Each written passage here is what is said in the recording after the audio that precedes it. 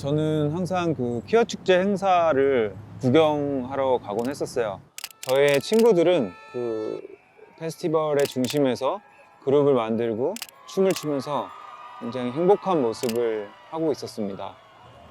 그 퍼레이드의 반대편에서는 교회가 주관하는 반동성애 슬로건도 볼 수 있었습니다.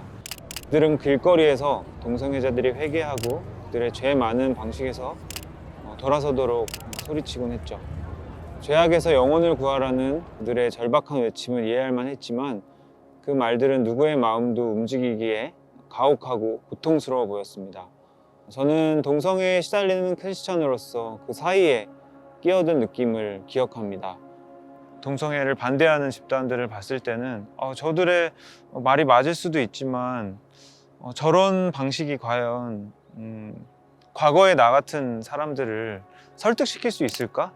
나라면 저들의 모습을 보고 마음을 바꿀 수 있을까? 라는 모습을 보면서 굉장히 염려스러웠고 또 원망스럽기도 했던 것 같아요. 어딘가에 속하고 싶었지만 그 어느 쪽에도 속할 수 없었기 때문에 여러 해 동안 힘들었어요.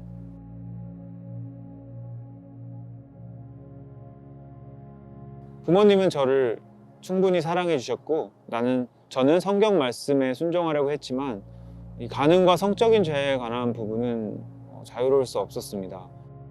그 전에도 제가 크리스찬으로서 하나님을 믿고 어린 시절부터 교회를 다니고 살아왔지만 죄의 문제를 해결하지 못하고 교회를 계속 다녔기 때문에 저는 계속해서 불안과 갈등을 겪을 수밖에 없었어요.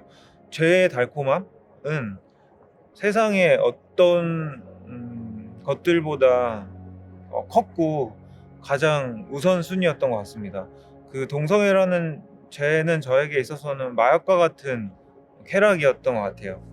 그것 때문에 저는 일상적인 삶에 큰 어려움을 겪었었고요. 그리고 가장 마음 아팠던 거는 제가 그런 육체적인 쾌락에 빠져 있을 땐 저희 사랑하는 부모님 그리고 특히 저희 엄마가 가까이 오는 거, 그리고 엄마가 저를 이렇게 터치하는 것도 굉장히 싫어지고 저는 그들의 거룩한 삶에 비해서 제가 너무 작게 느껴졌어요.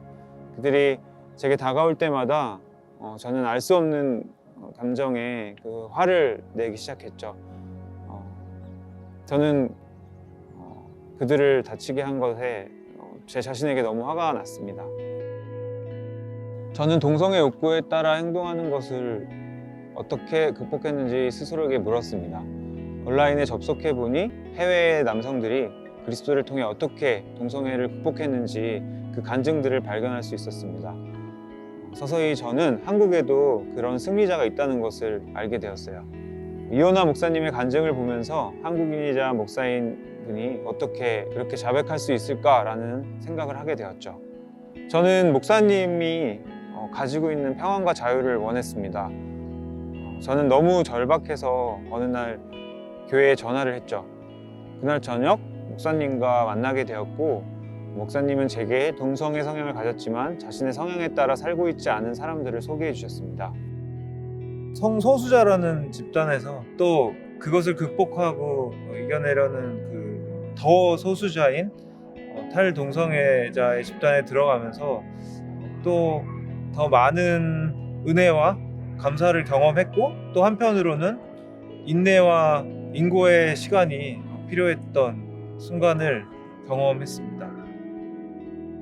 하나님의 말씀이 제 마음을 새롭게 하면서 그리스도께 속한 기쁨을 그의 새로운 피조물로서 경험하기 시작했습니다.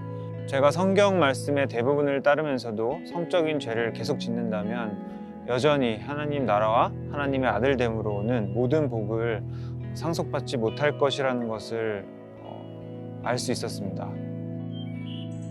하나님께는 그분을 따르거나 안 따르거나였지 중간쯤 따르는 건 있을 수 없었습니다. 우리가 누군가에게 속해 있을 때 우리는 그 사람의 마음가짐을 갖게 되잖아요. 저의 옛 사고방식은 더 이상 저를 무력하게 하지 않습니다. 저는 더 이상 죄의 노예가 아니에요. 하나님의 길을 선택해서 기뻐요.